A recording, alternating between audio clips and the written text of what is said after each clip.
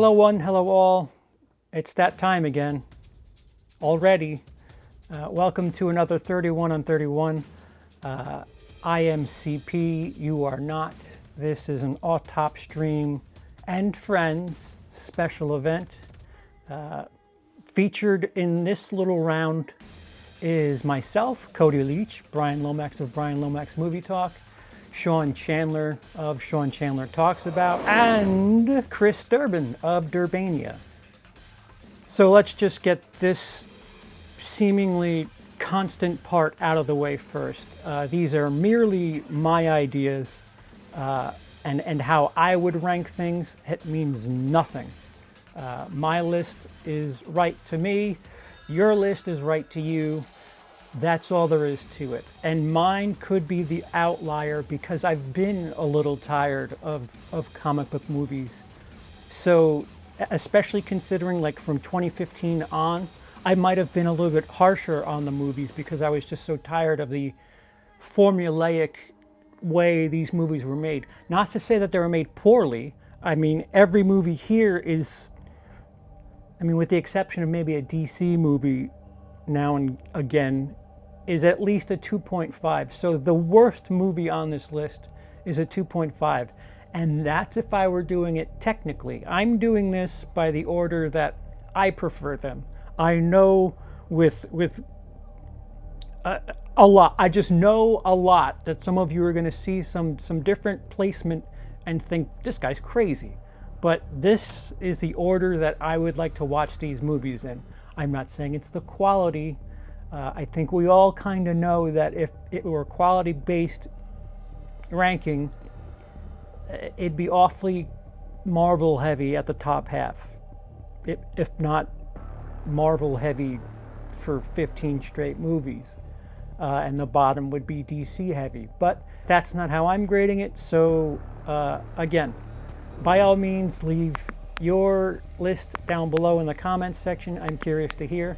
Just be polite to one another. If you want to call me a shitbag for my taste, that's fine. It's just my taste. So let's get to it. Yeah, I know some of you might be surprised, but Thor 2, full disclosure, there's about 5 to 10 movies on this list that I have not refreshed myself with. Unlike 31 on 31's past, where I kind of crunch and get everything watched in over the course of 2 months. We only had 2 months, and I'm going through a bunch of weird shit. Oh, that's the other thing too. I'm on medication for neurological issues, so I forget or transfer names and shit like that. So just correct me in the comment section and you know, just bear with me. I know what I'm talking about, but my brain and tongue don't want to cooperate. So anyway, I always said that being boring is being worse than bad or good. And Thor 2, The Dark World, I always felt like, on top of being boring, was kind of not that great. This is the one where he's got to suck the whatever out of Natalie Portman, right?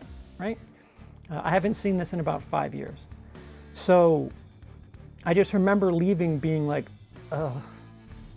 I'm not the biggest fan of Thor to begin with, so take that with what you will.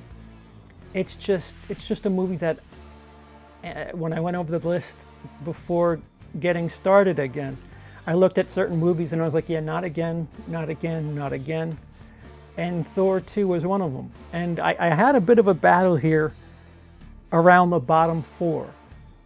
But Thor 2 is probably a movie I don't ever have to watch again.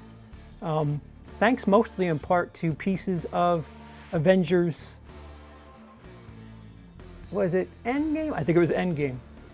That was enough going back to that area for me. I'm all set.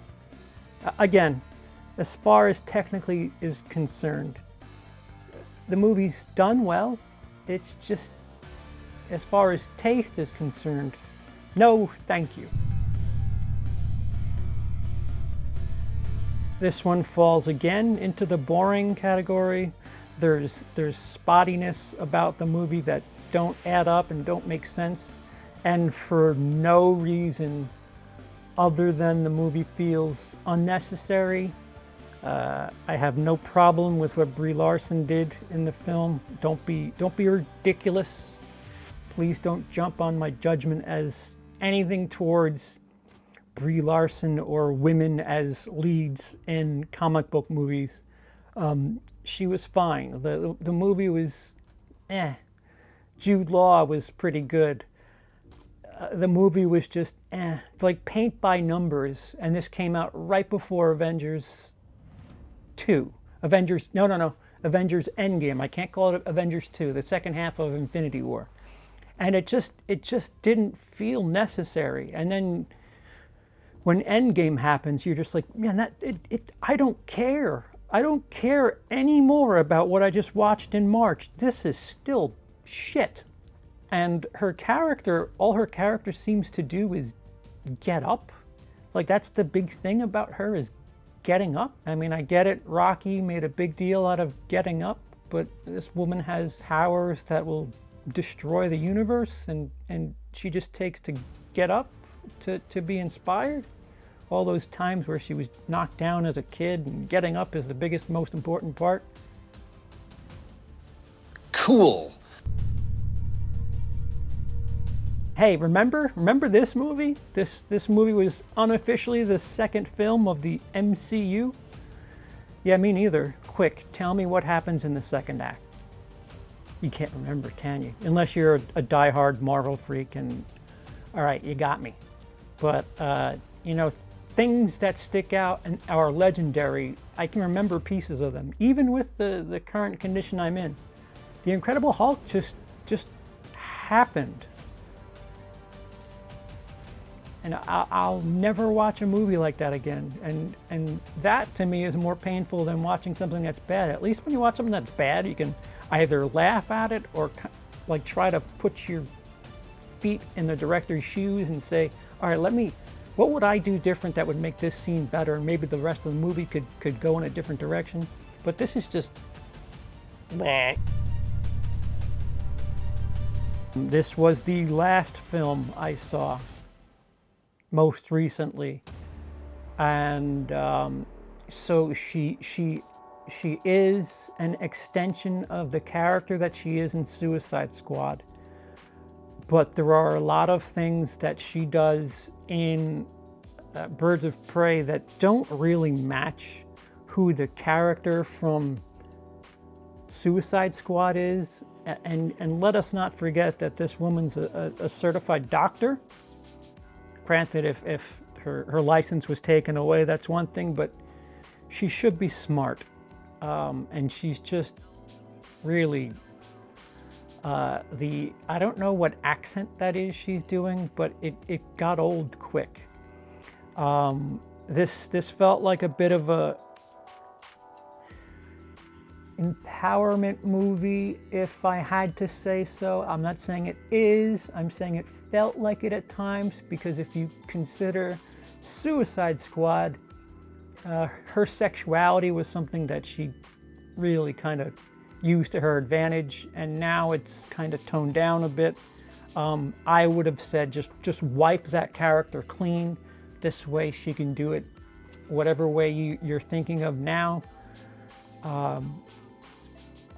I don't know why they did that. What do you want, kids to look up to this girl, the murdering, thieving version of Harley Quinn, but her pants are the right size? That's what you're worried about? Okay. Mary Elizabeth Winstead was nice for the limited amount of time she was on screen. I'd like me some Mew.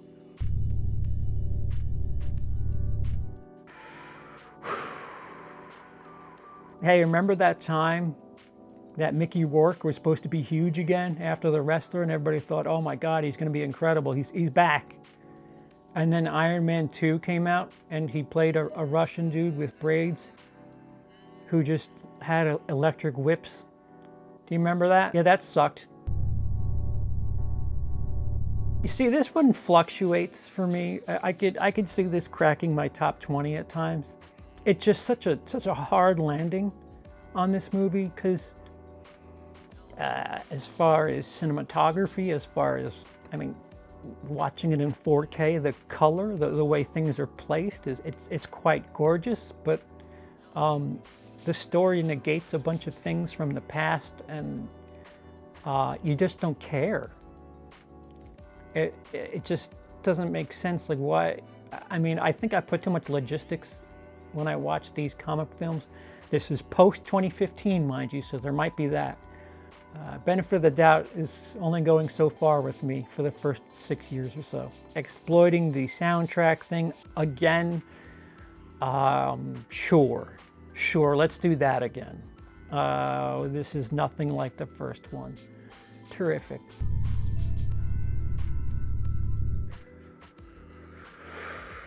Messy. Messy is the best word I could use for this film. Extremely messy. Rushed. It felt rushed before there was a teaser for it. There's just too much going on. Marvel has really fucked up the way movie making is done as far as comic property is concerned, and I think DC just wanted to rush and have their version of the Avengers out there without any sort of build-up. Marvel took quite a long time. First they took, 5 years to get to the Avengers, and then 3 to part 5, and then another 3 to really hammer it home. And Justice League is what? It started with Man of Steel, and then continued with Batman v Superman, and now it's all of them together. Oh, wait, no, excuse me. Wonder Woman was there between it. It's just sloppy. It's just sloppy, and the villain just feels so... Considering all the great villains that DC has, Steppenwolf just felt so blah. They shot their load with what's-his-face from Batman v Superman. Like, that should have been later. I don't know why you stuffed so much into Batman v Superman. You could have just had Batman v Superman be the fight, and then Doomsday, whatever the fuck, Apocalypse. See, they all have really dreary names. Comes along and kills them. That might be pretty high for some of you. That might be at the bottom for some of my cohorts. Like I said, it's bad. It's bad, but there's stuff that I enjoy about it. There's pieces to it that are just jarbled to fuck. But there are moments where it felt like, oh yeah, if you could just build something around this. First of all, the light of death that streams into the sky. Cool, thank God we're doing that. The bar scene where they're just having a chat and getting to know each other should happen about like 40 minutes earlier, and doesn't. And then from there it's just all out, blast out, and some of the connections don't make sense. Why certain people are doing certain things doesn't make sense. Why the dude in charge, what's driving him to do this? Harley Quinn is just a hot chick. What is she gonna do against the orb light into the sky from the reggae dancing demon? I don't know what the fuck she's supposed to do, but it happened. Good movie. It really is a good movie. I really wasn't into the spacey stuff, what almost felt like ancient Greece. I wasn't into that stuff, especially the first time I watched it, and I've watched it since, and I just can't get into the Thor stuff. And we'll talk more about Thor later, but I recognize it's done well. I mean, Thor did well enough to keep us moving forward to Avengers. I like him in other people's stories. I don't like Thor movies, with the exception of one. It should be higher, I know that, but as far as I'm concerned, this is where it sits. Yeah, okay. It's you have more people to use that gimmick with, and now Kate from Lost has got her own suit, and they're running around fighting a Ninja. Okay. Cool. Is it almost over? Should I get a refill on this popcorn? Which I could probably bump this up a little bit. There's 3 or 4 movies I can probably jumble around and get this in the top 20. But I'm one of the few people that really couldn't take Jake Gyllenhaal's character seriously. And it just seems weird, like the logistics of how things work in the Marvel Cinematic Universe. Like when Ant-Man goes and takes care of a crazy thing. I like the fact that it's like, contained in its own story. But at the same time, with something like Ant-Man Far From Home, you would think we'd get a lot more people involved because it's a big deal and it's happening in Europe. But all right, we'll just get this small amount. And oh, what a field trip. It should be stated that I watched the long edition, extended edition, whatever. That may make a difference to you. It's a bit longer. It breathes a bit. I don't hate it. But when you put this side to side with something like any of the most 2 recent Avengers movies, who fill out a lot of running time with a lot of characters, a lot of squeezing stuff in that has to make you care about these characters and all that. I don't think Batman v Superman does that, but I think at the same time, if you don't know who Batman and Superman are, it's just, how many times do we have to see the pearl necklace snap from the gun? Holy fuck. We know. Can we just put that like in the beginning of the title screen? Oh, by the way, Batman's parents are dead and pearl necklaces play a huge fucking part in this. Are you ready yet or what? Batman v Superman. Warner Brothers presents. I'm sorry, what was I saying? Even though I guess technically Captain Marvel's the first Avenger. See, that another reason why that Captain Marvel movie just like, oh, wait, she's the first Avenger, but this is 1990 something and Captain America's frozen from so how is she the first Avenger? Oh, because he's sleeping? Is that what it is? Poor bastard lost his job title because he was sleeping. I really dug the fact that, this is 10 years ago now. The effects on him being scrawny, what he ended up doing was essentially the USO tour. Lots of Nazi undertones there, in case you didn't figure that out. Everywhere, just Nazi undertones everywhere. I don't know if they're undertones, they're probably overt and just out there. But I felt it was a little soft, a little playful, if anything. The stakes didn't feel nearly as dire as one would expect, and that's what I could say about that. No, you'll be able to tell what I watched recently and what I didn't if I talk quickly about it. It's been a while, and I'm just going off other lists and other rankings. Apologies. Again, if you'd like me to go speak further on a specific movie or something, go ahead and ask me in the comment section. It's the best Spider-Man movie we've had since 2002? 3? Whatever Spider-Man Sam Raimi's 2 came out.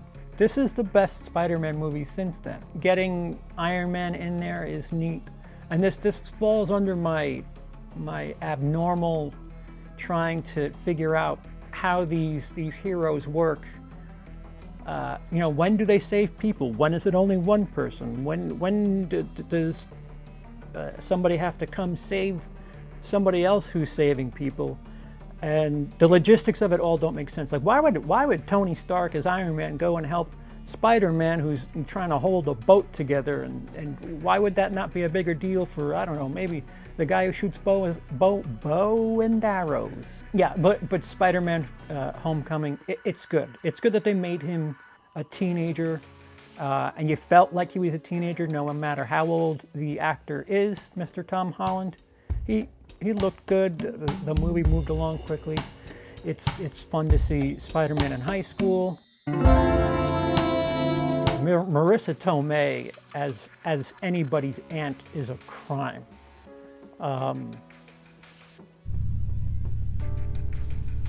This is a movie that really feels like the 3D system was made for, because when he shrinks, when he goes into the bathtub, and all these other little things that he all these things that he does, where he's running around as a little ant trying to just take care of the scale of something that's a footstep.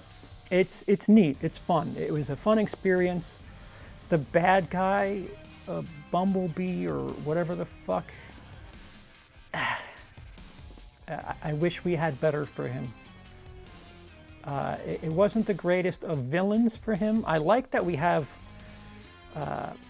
Scott, the protagonist, is a bit flawed before we even see him. He's a bit of a thief, a bit of a, I don't want to say fuck up, but you know, he's not clean, and he ends up redeeming himself, which is, that's neat. You know, did Disney own them by then? Was this a Disney property by 2015? I can't remember, but it's good of Marvel to show that, hey, you know, people can turn it around from around. If you thought Honey, I Shrunk the Kids was a fun experience, this blows that away. If for a gimmick alone, this movie is a great time. You know, this would have been higher like 3 or 4 years ago, and then I rewatched it and I said, oh yeah, no, I have fatigue. This isn't that good. I really enjoyed it the first time I watched it, the second time I watched it, and then went back to it like a year or two ago. I think what I did was, whenever Infinity War came out, I watched Age of Ultron beforehand. Oh, I was catching Emily up. And we were getting through Age of Ultron, although Emily's a bad influence because she laughs at everything that isn't supposed to be funny. So maybe that ruined the experience for me, but Age of Ultron, not as good as some of the other stuff with all these characters joined together. I mean, already you can tell, obviously it's my least favorite Avengers movie, so there's that.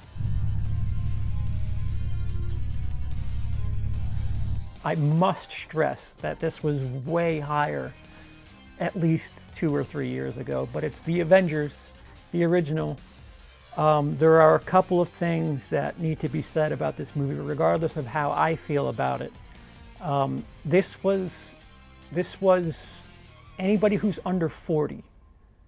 This was our Star Wars. The event that the Avengers was, seeing all of these different actors that were in different movies come together and make this great big teamwork project was quite awesome.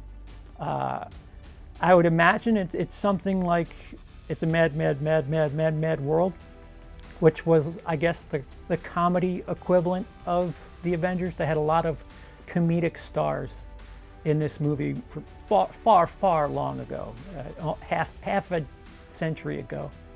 But in the audience, you knew this was a big deal. And there's quite a few times in the film where you're like, oh my God, this person was in that other movie, and they're together and they're teaming up and they're doing this, and this is quite awesome. And then you think about what they get paid each, and you're like, oh boy, just the faces on the screen right now could be $100 million. This is neat.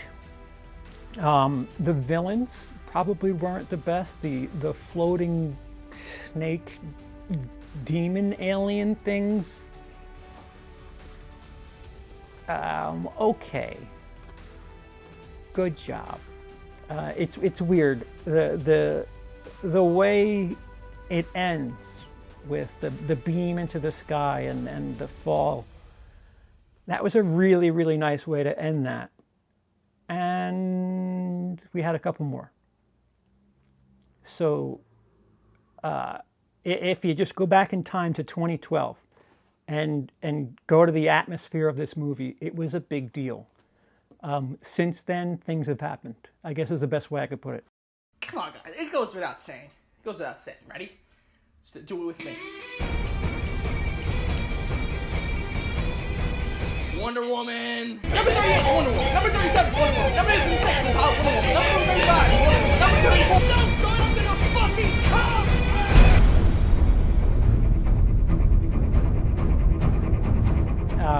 Yeah, if you wanted to make Captain Marvel, you could have done this. It's funny that nobody went bullshit bonkers about this, or did they? I don't know. Another great story that kind of gets a little long in the middle, and the villain, again, not the best.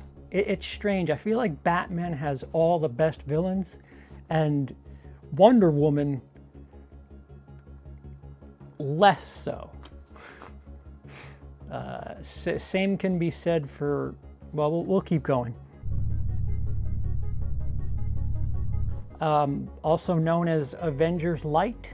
Short of the airport scene, the movie feels a little, I don't want to say redundant. There's things that Captain America Civil War do around that airport fight, where the discussions that are being had have been had in previous movies. I think maybe if they really went out, and they would never do it, but if somebody got seriously hurt, don't tell me about Rhodey. I think I would have this a little bit higher. Again, I like stakes. So what that means is, hero A's wife gets murdered by villain B, and then he really is gonna fuck shit up. If I could judge like my favorite clip, my favorite scene from every movie, this could be a completely different list. But we can't do that. Although, I don't know, maybe we will do that for March 1st of 2021.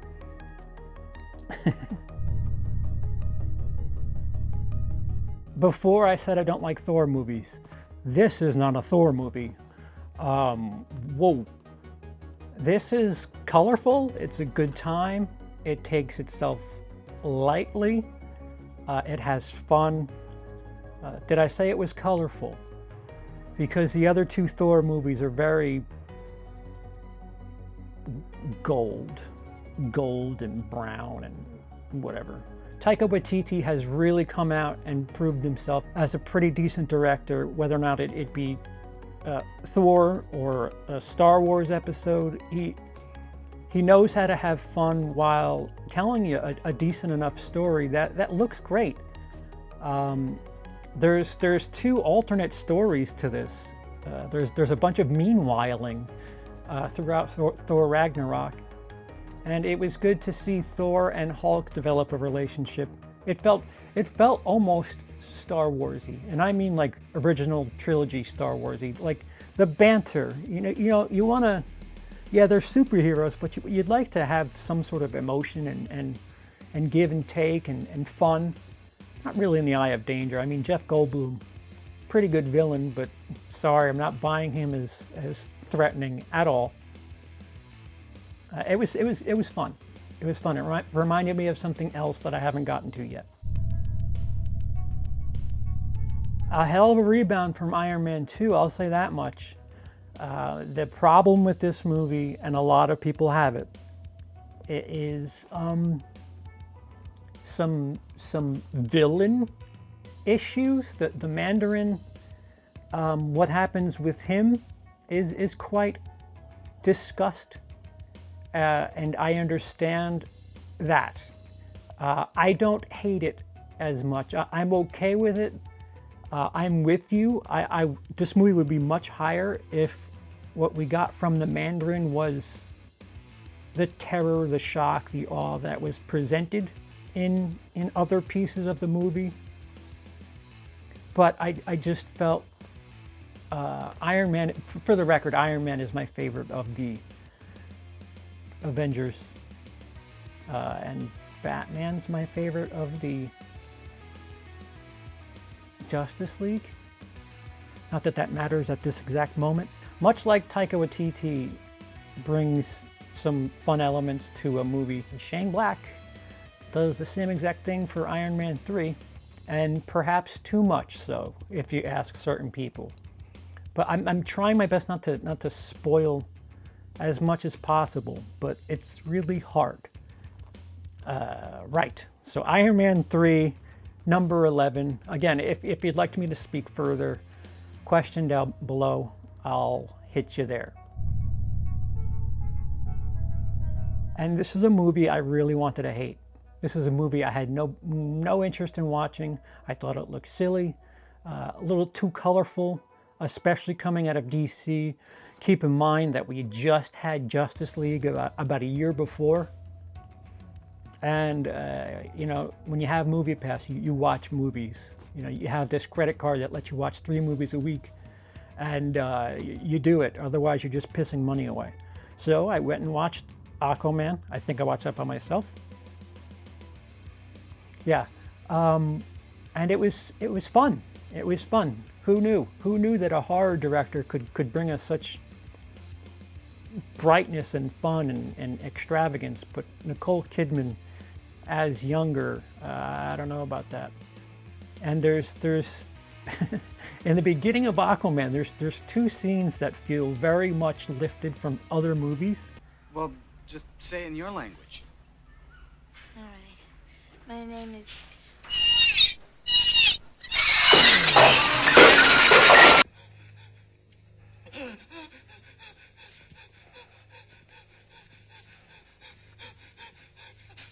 I don't know how much longer I can hold this.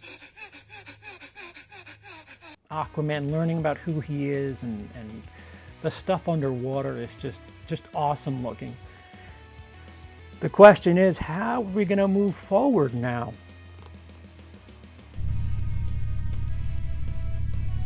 And I wanted this to be higher. I really did, but it was hard. Quality of film certainly played into part in some instances, and it kind of pushed this one down a little bit. But Doctor Strange is at number 9, and I had so much fun with this movie. So you know, Inception is my favorite movie. Of course, this movie isn't Inception, but the cool sight gags and stuff like that really felt Inception-y, and the movie felt different. Not to mention the fact that there appeared to be stakes, like you're messing with all of time, and to see something different was quite unique. Although I could have done without the Dormammu stuff at the end. Let them fight time on Earth, and I don't know. I was so happy to see him in the Avengers movies too. So I'd like more of Doctor Strange. I think we're getting more of Doctor Strange, but it's just a crying shame that he's probably the least thought of character right now when it comes to the Avengers, although maybe it could be bow and arrow guy. I'm tired of the typical hero story, the typical 3 acts, all of that stuff, but this did it differently and tweaked at parts. Michael B. Jordan's character coming back in the middle to take over, to challenge the king, was neat. It was neat, with the exception of the CGI on the mountains. Ooh.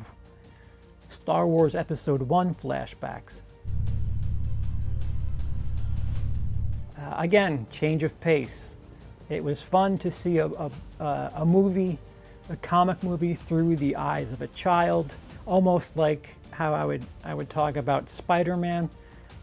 The things that you know, what would a young teenager do with superpowers? And they give it to you. The argument they have about him catching a bus is totally a a kid's argument. That's awesome. And the way he talks to, what is it, Mark Strong? Is he the villain? I'm atrocious with names. A young boy in the body of a great big superhero with a lightning bolt on his chest. I believed it. I felt good about it. That's all I have to say about that. This movie probably has little hints of the Nolan Batman trade-off. I guess it's the most grounded you can make a Superman movie. It shows you things about Superman, how he experiences things, and the they don't really outright say it. You kind of got to read it. The torment that he goes through, knowing that he's saving people and he can't save everybody, and he's got a bit of a thankless job, and he's got to hide and all this other shit, and can't come out and say, hi, I'm Clark Kent. No, seriously, it's me. Then he falls for a girl. There's always a girl. The DC movie that has some Dark Knight on it, and it's quite good. I can live with them barreling through buildings. What I can do without is the stream of light in the air. This was one of the first, to be fair. I don't know why that's such a big deal, having a thing that's fucking beaming a light into the earth and bringing it back up. And I don't know, is that lazy at this point? I don't know why is that such a big deal? What am I talking about? Yet another movie that I had zero interest in. Friday night, didn't watch it. Saturday night, didn't watch it. Then started hearing all of the buzz and everything people were saying about it. And I was like, really? About the space movie with a fucking raccoon? And pulled up and said, all right, Sunday, gonna watch it because what the fuck, what's going on here? And absolutely loved every second of it. It was so much fun. It's hard to explain to people that don't know anything about, the universe, which I don't.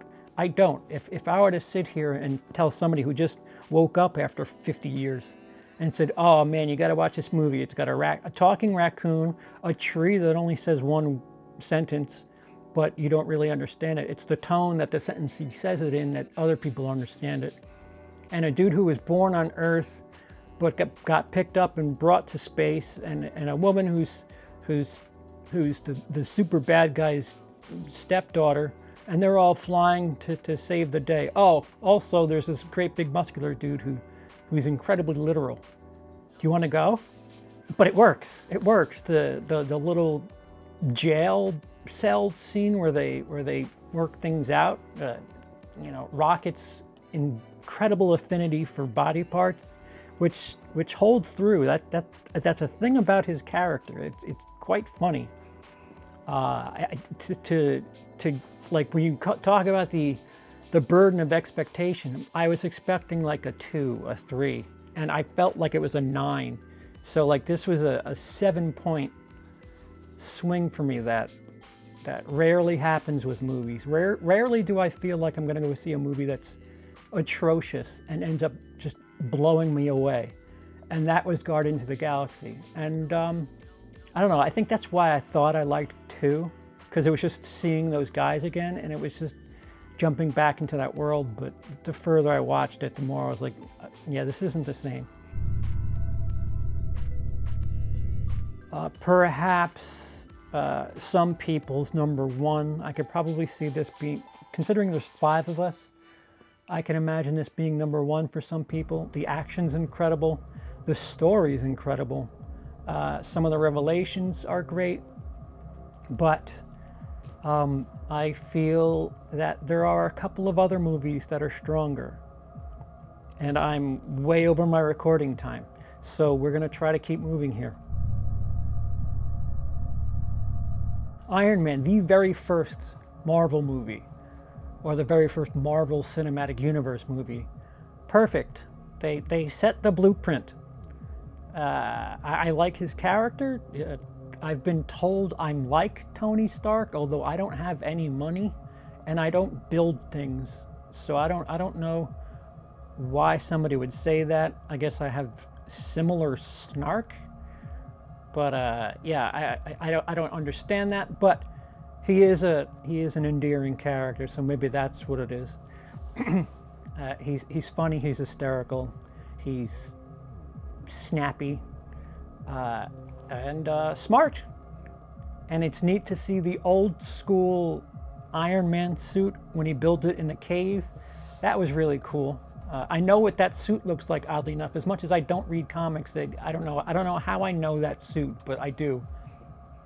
And perhaps one of the weakest villains in the Marvel franchise. So if I had a gripe about this movie, it's probably Jeff Bridges' character. Well, at least it's not Mickey Rourke, because, Avengers Endgame, which is the final film of Phase 1. It's the final film of that little decade block, and they send everything off with a hell of a bang. They start you off real low. Again, when it comes to stakes, if you can show me what could happen if these people didn't save the day, I would like to see that. And boy, the first third of this movie is just misery. And it's quite refreshing. I know some of you super fans are like, fuck you, that's the worst part, all our heroes are gone. But you knew they were coming back. Another movie that, again, if you talk about pop culture moments, when they all line up at the end there, and there's 3 or 4 lines that just get standing ovations and woo-hoos from the crowd. The "On Your Left" line was just huge. All the Avengers, and no matter what movie you've seen them in, they were out there on the fighting line. Captain America catches an interesting item, and people went bonkers about that. But I don't think it's the best. Which, of course, brings me to number 1.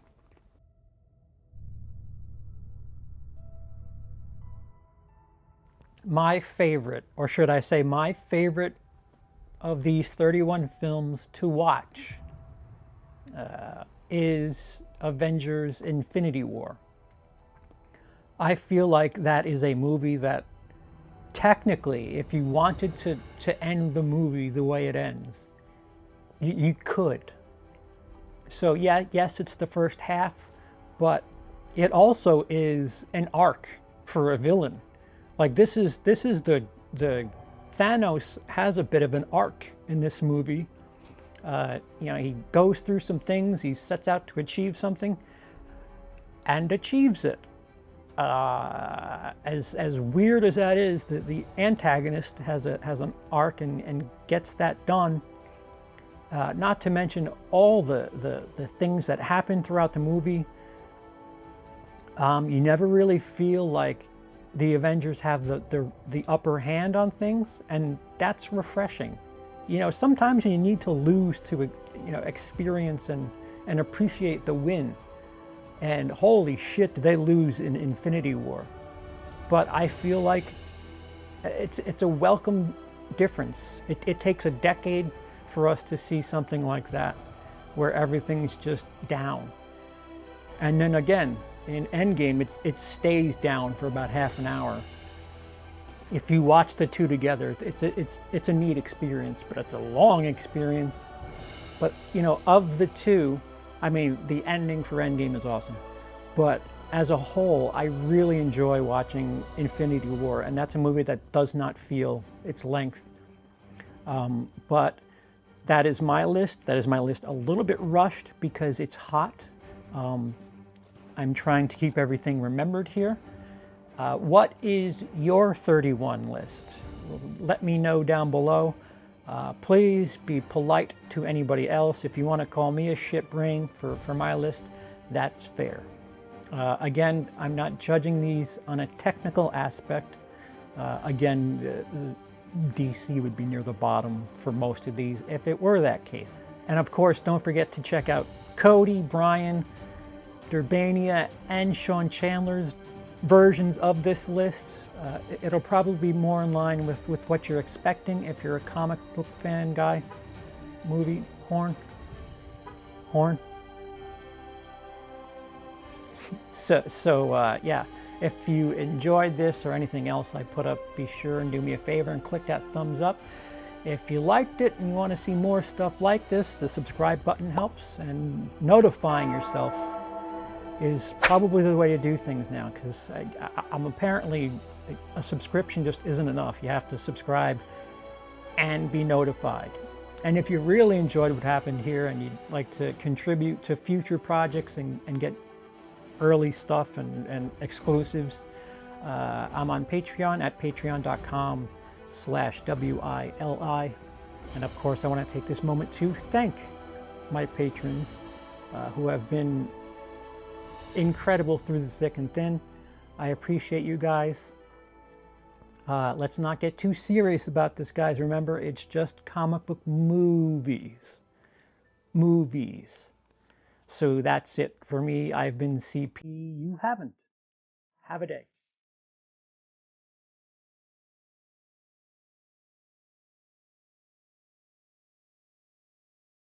We're going to do 31 on 31 every time there's a 31st. We're going to do it on March 1st. We're going to do it on January 3rd, just because that's 3-1 backwards. I'm so tired of these things.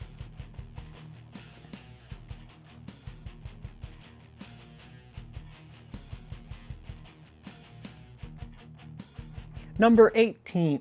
Nope.